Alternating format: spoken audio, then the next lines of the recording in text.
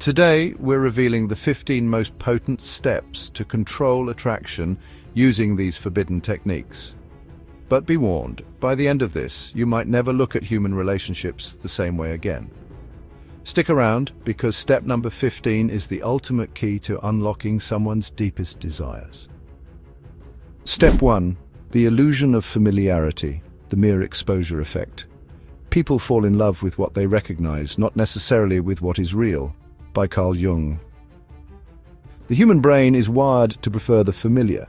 The more someone sees or interacts with you, even passively, the more they subconsciously trust and like you. Imagine a woman named Clara who keeps noticing a mysterious man at her favorite cafe. He doesn't approach her, just lingers in her periphery, reading a book she admires, wearing a scent that subtly catches her attention. Weeks pass, and without a single conversation, she feels drawn to him. Why? Because his presence has become familiar, and familiarity breeds comfort and attraction.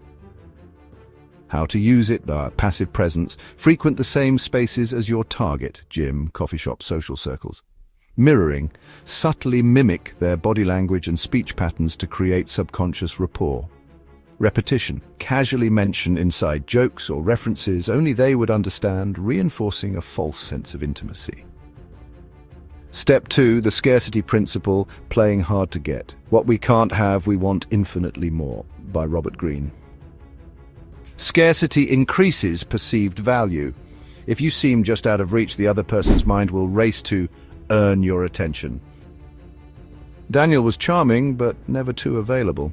When Sarah texted him, he'd reply, but never immediately. When she invited him out, he'd sometimes decline with a vague, "I'd love to, but I've got something I can't miss." This unpredictability made her obsess over him, replaying their conversations, dissecting his mixed signals. His absence made her heart grow fonder, or at least more desperate. How to use it? Delayed responses. Wait before replying to messages. Create anticipation. Selective availability. Be warm in person, but occasionally distant. Keep them guessing. Implied competition. Casually hint that others desire you. My ex keeps texting me. It's so annoying. Step 3. Emotional hot-cold manipulation, intermittent reinforcement. The mind clings to what hurts it, like a tongue probing a sore tooth. By Dr. Andrew Huberman.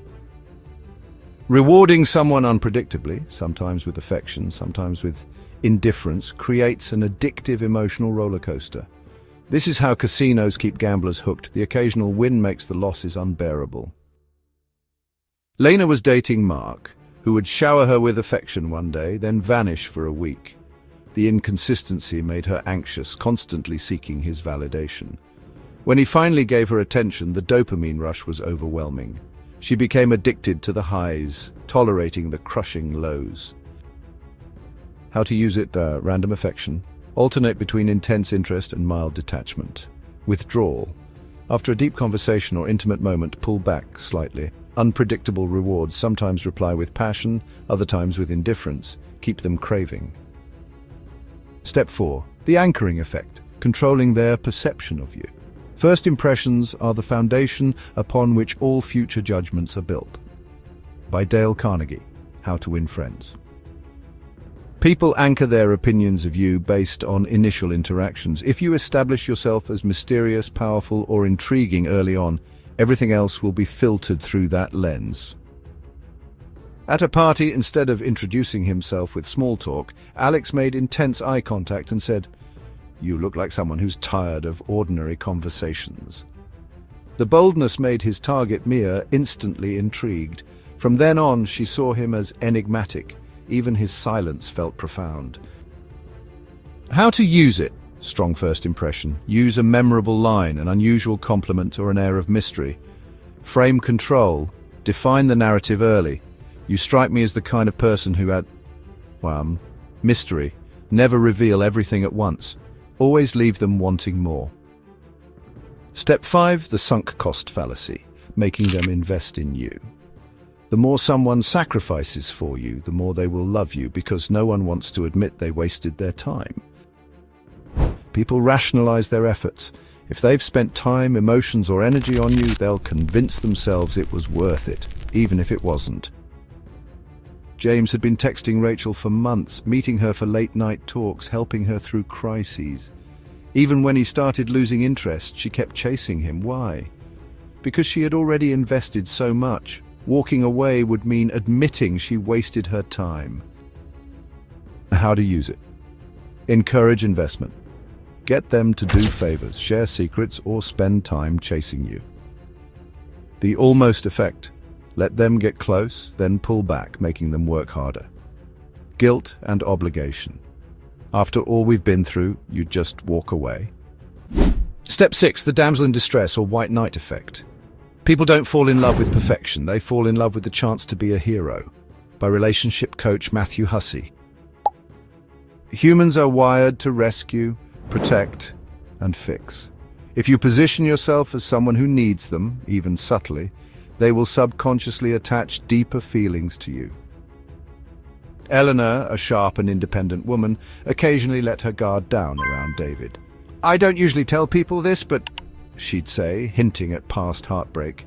David, subconsciously flattered by her vulnerability, started seeing himself as her protector. Soon he was emotionally invested, not because she was perfect, but because she made him feel necessary. How to use it.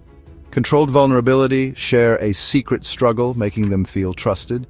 Subtle helplessness, I'm usually so good at this, but for some reason around you, The rescue fantasy, let them help you, even with small things, to trigger emotional investment.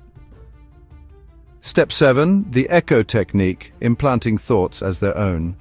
The most powerful ideas are the ones people believe they came up with themselves, by Socrates. Instead of telling someone what to think, plant ideas in their mind so subtly that they believe the thoughts originated with them. Instead of saying, "We'd be great together," Mark would muse, "Isn't it funny how some people just fit, like puzzle pieces?"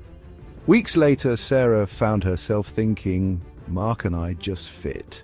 She had no idea he'd placed that idea inside her head. How to use it. Phrasing as questions. Have you ever noticed how some couples just click? Embedded suggestions. I wonder what it'd be like to be with someone who really gets you. The third person trick. My friend said we have insane chemistry. Is it just me, or is he right? Step 8. The reverse psychology play, making them chase your approval. Tell a man he can't have something, and suddenly it's all he can think about. Inspired by words of Robert Cialdini, The Psychology of Persuasion. People instinctively want what they believe is just out of reach. By subtly implying they aren't quite good enough for you, but leaving room for hope, you ignite their competitive drive. Lisa was beautiful, but instead of showering her with compliments, Jake said, "You're interesting, but I'm not sure you could handle someone like me." The challenge hooked her. She went from indifferent to obsessed, needing to prove herself to him. How to use it? Backhanded praise, and you're fun, but I usually go for deeper connections. The almost compliment, "You're almost my type, but not quite." The withdrawn reward. After a moment of intimacy, pull back slightly, and maybe this isn't a good idea. Step 9, the future projection illusion. People don't fall in love with you, they fall in love with the future they imagine with you. Inspired by words of Esther Perel, relationship psychologist. By casually mentioning a future together, even jokingly, you implant the idea in their subconscious, making them emotionally attached before anything even happens. Instead of asking Nina out directly, Carlos smirked and said, "If we ever go on a road trip, you're definitely picking the music, but no sad songs after midnight." The playful future talk made Nina start envisioning them together, accelerating her attraction. How to use it. Casual future references. When we're old and rich, we'll laugh about this with we statements. We'd make a dangerous team. The nostalgia trick. Years from now, you'll remember this moment. Step 10. The emotional whiplash tactic. Extreme highs and lows. The mind clings to pain longer than pleasure, but it's the contrast between the two that creates obsession. By Andrew Huberman, neuroscientist. By alternating extreme affection with sudden coldness, you create an emotional addiction, similar to Stockholm Syndrome, where victims bond with captors through cycles of punishment and reward. One night, Alex would whisper, "You're the only person who truly understands me." The next day, he'd vanish without explanation. The whiplash left his partner in a state of anxious longing, addicted to the rare moments of warmth. How to use it? Hot and cold messaging, one day deep affection, the next radio silence. Sudden withdrawal, after an intimate moment become distant. The apology cycle. Hurt them, then love-bomb them, creating dependency. Step 11. The shared secret bond, creating complicity. A secret between two people is more intimate than 1,000 kisses, by John Gottman, relationship scientist. When you make someone an accomplice, even in something trivial, you create a psychological bond stronger than mere affection. Shared secrets build trust, loyalty, and a sense of exclusivity. At a party, Daniel leaned in and whispered, "See that guy in the blue shirt? He's been pretending to be a pilot all night. Let's see how long it takes for someone to call him out." His target, Mia, giggled and played along. That tiny conspiracy made her feel closer to him than hours of small talk ever could. How to use it, Tar. Fabricate a minor secret. Don't tell anyone, but I snuck in my own flask. Want some? Us versus them framing. These people wouldn't understand, but you and I know the truth. False intimacy. I shouldn't be telling you this, but then share something mildly scandalous. Step 12. The echo chamber effect. Rewriting their self-perception. Tell a person who they are enough times, and they will become it, especially if it's what they secretly wish to be. By Maxwell Maltz, author of Psycho-Cybernetics. People's self-image is malleable.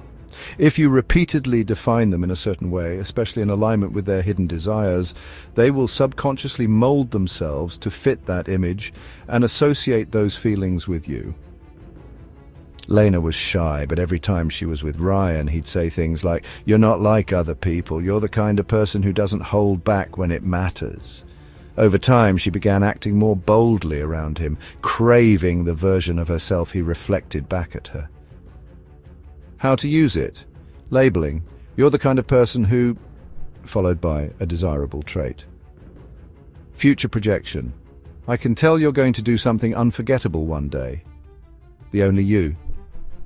Technique. Most people wouldn't get it, but you're different. Step 13. The controlled jealousy gambit, stoking possessiveness. Jealousy isn't just about love, it's about ownership, and nothing makes someone want you more than the fear of losing you before they've even had you. By Helen Fisher, anthropologist. A hint of competition triggers primal mating instincts. But instead of overtly flirting with others, you make your target aware that others desire you, without confirming or denying your interest in them. Sophia never told James about her admirers directly. Instead, she'd casually mention, "Ugh, my co-worker won't stop accidentally brushing my hand. It's so awkward." James' mind raced. Was she complaining, or subtly telling me I need to step up? How to use it? Vague mentions. Someone asked me out today. I don't know, it just didn't feel right. Social proof. Post photos, not too obvious, where others are clearly drawn to you. The almost. Confession. I almost went out with someone else, but then I thought of you. Step 14. The emotional time bomb. Delayed reaction manipulation. The most powerful emotions are the ones that simmer beneath the surface, waiting to explode. By Sigmund Freud, founder of psychoanalysis. Instead of creating immediate reactions, you plant emotional triggers that activate later when they're alone, overthinking and vulnerable. During a conversation, Adrian dropped a cryptic line. You'd be surprised how many people regret not taking chances when they had the opportunity. He didn't explain. That night, his target lay awake, wondering, was he talking about me? Did I miss a signal? How to use it? Provocative statements. Sometimes the right person appears at the wrong time. Then change the subject. The unfinished story. I had the craziest dream about you last night. Never mind, it's too weird. The lingering touch, a brush of the hand, then pulling away just before they process it. Step 15. The identity hijack. Making yourself their emotional anchor. The quickest way to own someone's heart is to become the mirror that reflects their deepest self. By Carl Jung. People don't just fall for others, they fall for how those others make them feel about themselves. If you become the person who understands them better than anyone else, leaving you would feel like losing a part of their identity. Every time Clara doubted herself, Mark would say, "That's not the real you talking, the real you doesn't back down." Over time, she began to rely on him to define her own emotions. Without him, she felt incomplete. How to use it. The true self narrative. The way you are with me, that's the real you. Emotional mapping. You get quiet when you're hurt, but I can always tell. The only I understand trap.